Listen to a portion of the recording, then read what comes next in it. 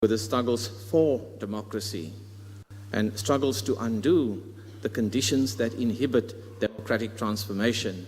That means you have to interrogate the dominant power relations that Nomsa, in much more eloquent terms than myself, had given her own poetic expressions to.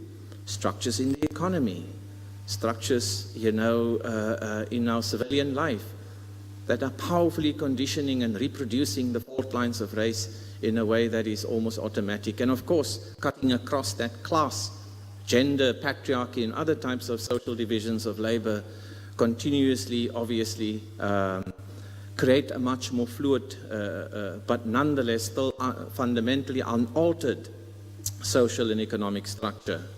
And we wanted to find a way in which we can connect the debate and the search for a non-racial future with the debate, how would we accomplish an economic and a social democracy that is materially grounded and that subjects that become citizens can live their lives in a way that would be different from the ones that we face with now. So we see the radical achievement of a non-racial society as ineluctably and unavoidably linked to the advancement of democracy. It is only if you basically connect that with economic and social democracy and attacking the problems of structural material inequalities between our different communities that we stand a better chance of creating a pathway to a non-racial society. It's not an automatic condition, of course, as well. And we wanted to explore this by launching this important center as well. But we didn't want to also, and Judge Pillay asked me to convey this to the audience as well, this only to be a academic or a scholarship entity, as necessary as it is to generate new knowledge and critical thinking around this as well. We wanted to link it to social praxis, in other words, to have some form of engagement based on that in the here and the now. And so that it does not only become something that academics and intellectuals can engage in, but we can actively go into the schools and the community groups, the youth organizations, the sports clubs that Nomsa was talking about as well, and helping to develop the categories, the language, the social skills for us, for we, to find more meaningful ways of undoing the legacy of racism and race in this country as well, and attacking the problems that are really fundamentally staring us in the face in our country. So we wanted an institute, an entity that can have a rich mixture of theoretical praxis and social praxis on the ground as well. So I'm very delighted that in the audience I can see here, this light is a bit sharp, but I could see some young people from local schools here, and their teachers are here. That there are some community groups here present as well. I really just want to thank you for coming and also supporting this initiative. It is so important that we make the best of this chance, that NMMU, having this emblematic name, Nelson Mandela, one of the most iconic and revered figures of our time, whose values this institution seeks to express and promote in the way that we organize ourselves, in the epistemological approaches we take to knowledge production and dissemination, in the way that we interact with our students, in the way that we interact with ourselves and indeed our communities, that those values, exemplified in the life and times of Madiba, that they then become lived values, defining the way that this center will be expressing too in its mission as well. So I'm really happy to see members of the community here who want to support the idea of a non-racial society and a democracy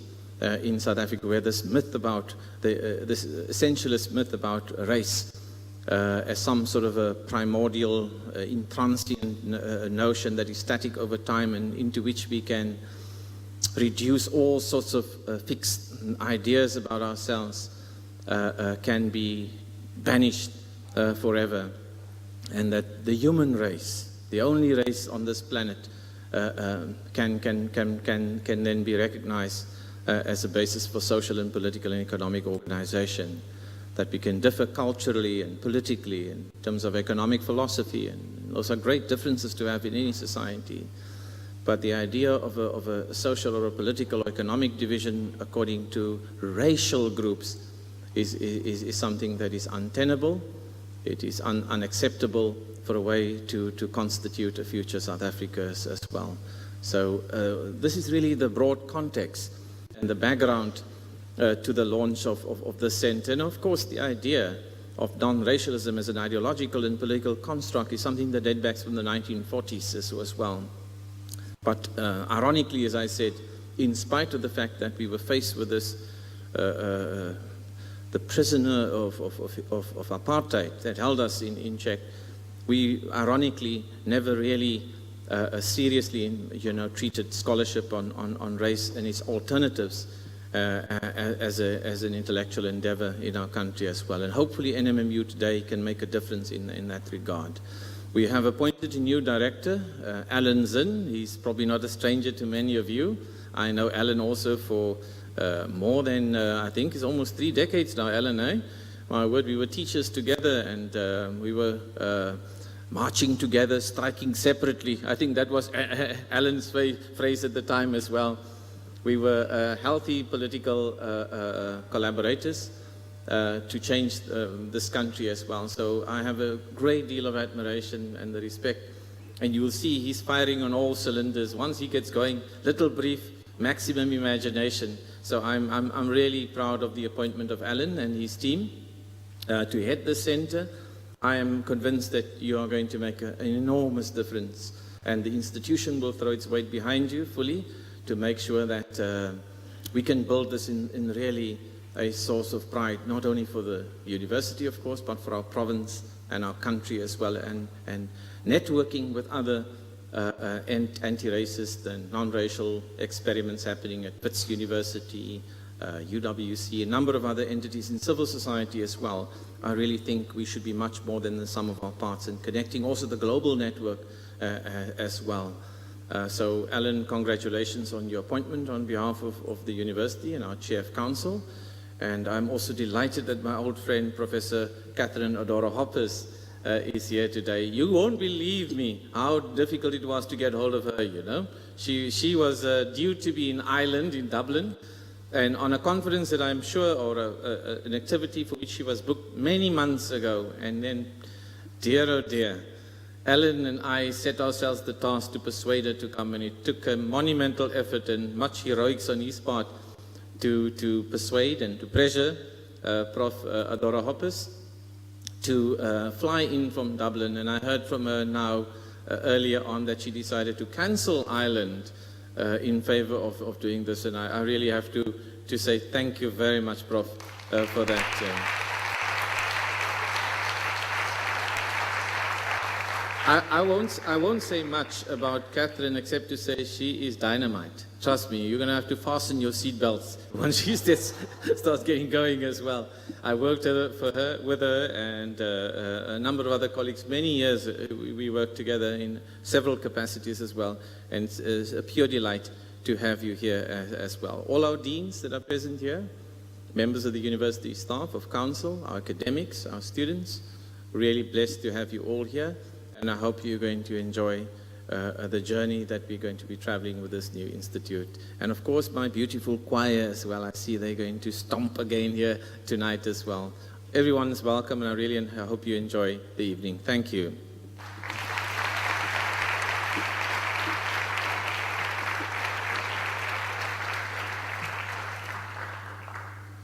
Thank you very much to Professor Derek Swartz for those words. Ladies and gentlemen, Mr. Zinn also asked me just to mention the Canrad board this evening, and I will do so now. The chairperson of the board is Professor Toko Mayakiso. The other members, Professor Vivian Lavak-Davids, Professor Nania Bola-Miller, Ms. Ruby Ann Liefendal, Dr. Shirvani Pillay. Those are all from internally within the NMMU. And then the external board members are Professor Sipho Sipe, Professor Norman Duncan,